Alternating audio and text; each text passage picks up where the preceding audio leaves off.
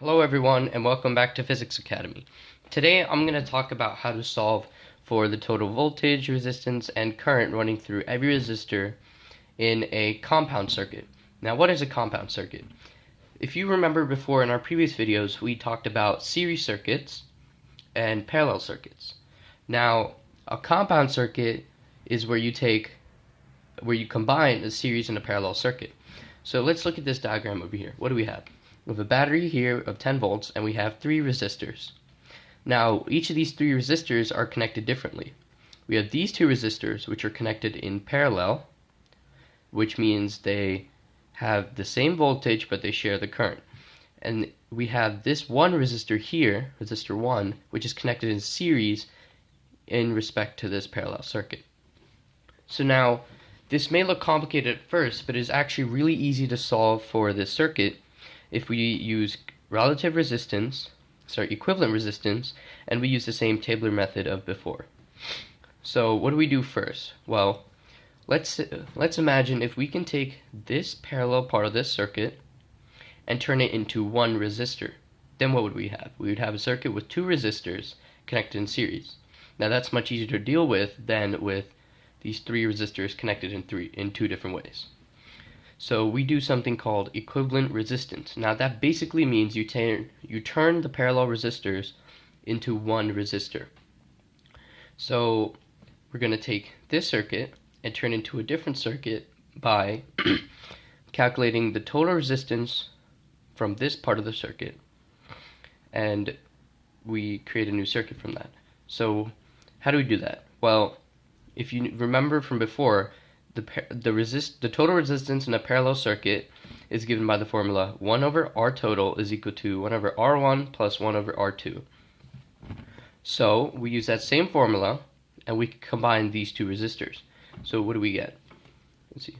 So the total resistance of R2 and 3 is equal to 1 over R2 plus 1 over R3, which will give you 1 over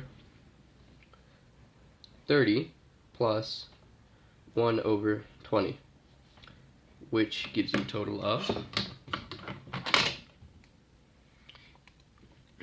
let's see, 1 over 20 plus 1 over, oh my god, let's try that again. So we have 1 over 20 plus 1 over 30, which gives us 1 over 12. Now remember, this gives us 1 over the total resistance. Therefore, we have to flip this value or take the reciprocal. So 1 over 12, the reciprocal of that is 1/12. Sorry, the reciprocal of 1/12 is 12.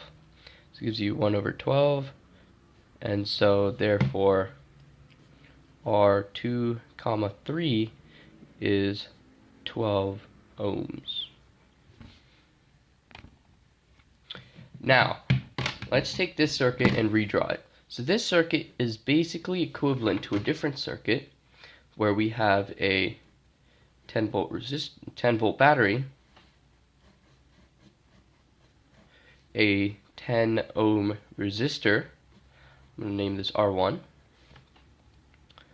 a 12 ohm resistor here, and I'm going to call this R2, 3, just so that we know it's a combined resistor. And that's it. Now look at that. This is a simple series circuit, and we all know how to solve for this really easily. So we took this complex circuit over here and we turned it into one simple circuit using the concept of equivalent resistance. Now we all know how to set up the table for this, so let's do that right here. So remember Ohm's law, V equals I R. Now let me draw out our table.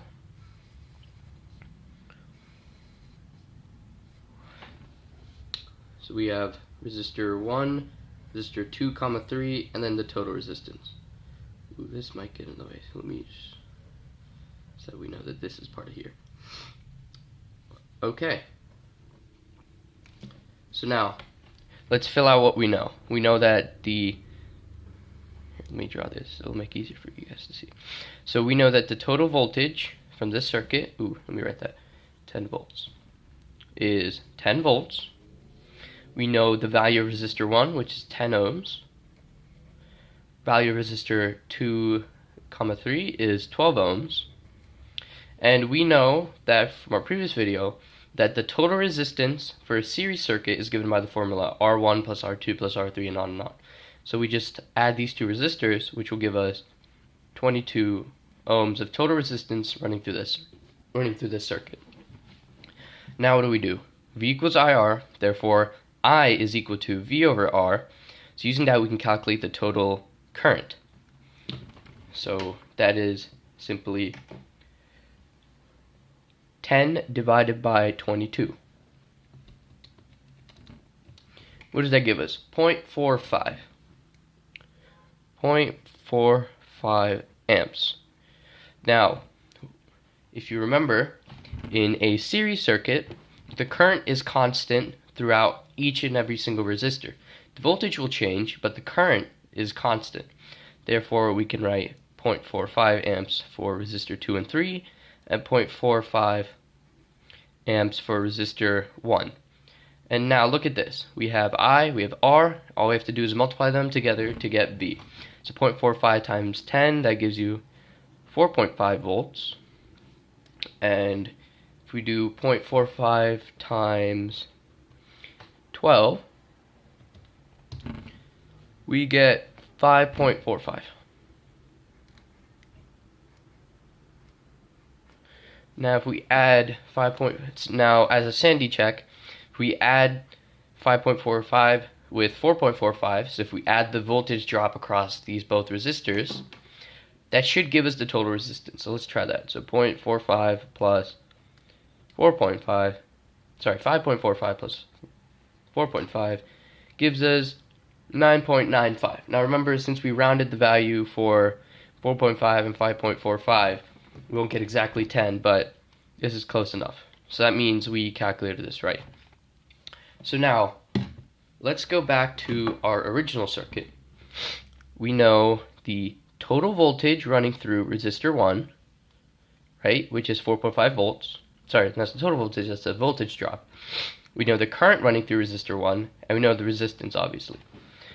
And what else do we know? We know the total voltage running through resistor 2 and 3, the total current running through resistor 2 and 3, and the total resistance of resistor 2 and 3 combined. So what do we have to solve for? We have to solve for the voltage at resistor 2 and resistor 3, and we have to solve for the current at resistor 2 and 3. Now, if you remember, in a parallel circuit, the voltage is constant throughout the whole circuit. So what does that mean? If 5.45 volts is the voltage running through both of these, that means 5.45 volts runs through resistor 2 and resistor 3, since they're equal. Now, that leaves us current. So we have 0.45 amps of current running through both of these. So now let's set up a new table to solve for the current running through each and individual resistor. So we have V equals IR. Now, we already solved for resistor 1, so we don't need that. All we need is 2, we need 3, and then we need the total between 2 and 3. Let's draw this out. Okay, so what do we know? We know the total voltage running through resistor 2 and 3 is 5.45 volts. Here, let me draw this. Now, don't mistake this value for the 10 over here, because remember, we have the resistor 1 connected in series to these resistors. Therefore, the voltage will drop by 4.5 volts over resistor 1. Therefore, this value does not equal 10. There's actually less voltage through this part of the circuit. So keep that in mind. We have to pull our information from this table and not from this circuit. Now, what's the total current running through both of these? We know from this table it's 0.45 amps. 0.45. And what is the total resistance? Well, we already calculated over here. Total resistance of 2 and 3 is 12 ohms. Now, we know the value of resistor 2 is 20 ohms. The value of resistor 3 is 30 ohms. And we know that since these two are parallel circuits, voltage is constant. So we have 4.5 volts running through resistor 3 and 5.45 volts running through resistor 2. Here, let me clean up my 5 so you can actually understand that it's a 5.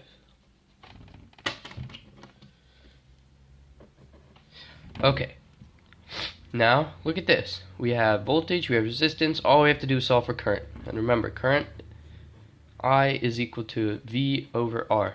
And this is just a variation of V equals IR. So let's do the math. Let's see. So for resistor 2, we get 5.45 divided by,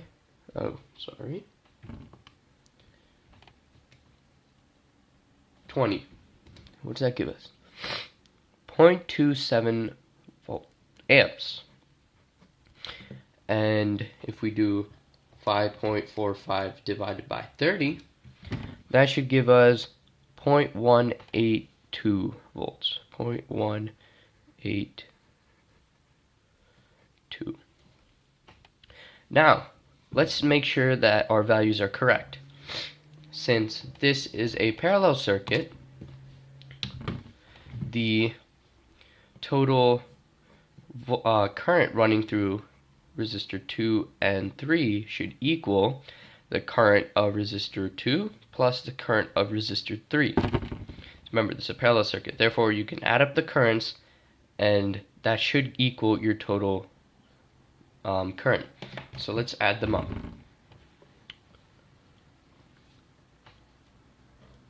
Let's see. 0.27 plus 0.182 should give us 0.452. There we go. Now remember, since we rounded these two values, you won't get the exact number, but that is close enough. So what does that mean? We have 0.27 amps of current running through resistor 2 and 0.182 amps of current running through resistor 3, and we have 0.45 amps of current running through resistor 1. So there you go. You just solved for the voltage, current, and resistance through each resistor and the total circuit for a compound circuit. Now let's do a quick review. What did we do first? We used the concept of equivalent resistance, which is where you turn the parallel resistors into one resistor by calculating the total resistance running through this part of the circuit. And we did that by using the formula for parallel resistance, since these two resistors are in parallel, of 1 over R total is equal to 1 over R1 plus 1 over R2, yada yada yada. And then we took this circuit and we found our new resistance and combined these two resistors into one resistor over here and redrew the circuit. Then we used our table method and had resistor 1, resistor 2, and 3 and the total resistance and calculated the values. Then we used the values from here to create a new table for resistor 2 and resistor 3, and we solved for the current in both of them. And that's it. Thank you for watching, and I hope this helped you, and please comment below if you have any more questions, and please subscribe. Thank you.